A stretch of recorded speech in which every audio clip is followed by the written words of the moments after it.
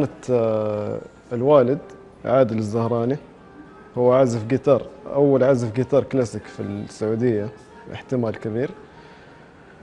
هو اللي حببني في الموسيقى بشكل عام من وأنا صغير، يعني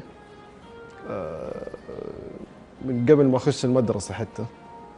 أز- يعني مع العزف، هو يعزف في البيت دائما مع العزف وكذا. أنا بنفسي حببني في الشيء ده بنفسي، عارف يعني. مو انه هو جاء قال لي يلا تعال يا ولدي ابى اعلمك.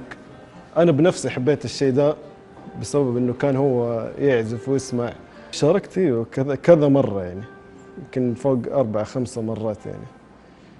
بس ايفنتات زي كذا انه يكونوا يحتاجوا عازف يجي نعزف لهم نسوي لهم جو، بس مو مشاركة انه ككونسرت، يعني انه مو مسرح، انه زي كذا ايفنتات بس مقاهي معارض زي كذا. يعني اتمنى انه يصير في مسرح للشيء ذا او كونسرت، عارف.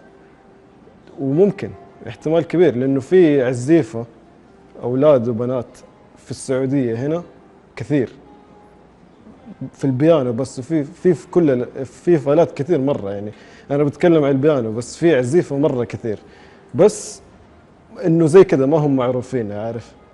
وعزيفه عزيفه يعني، مو انه بس هواء كذا. في شباب بيهتموا في الكلاسيك بس زي ما في العالم كله، مو بس هنا، في العالم كله اللي مهتمين في الموسيقى الكلاسيكية بالذات في العالم كله نسبة بسيطة من الشعب أو من الناس، يعني لو جيت سويت إحصائية.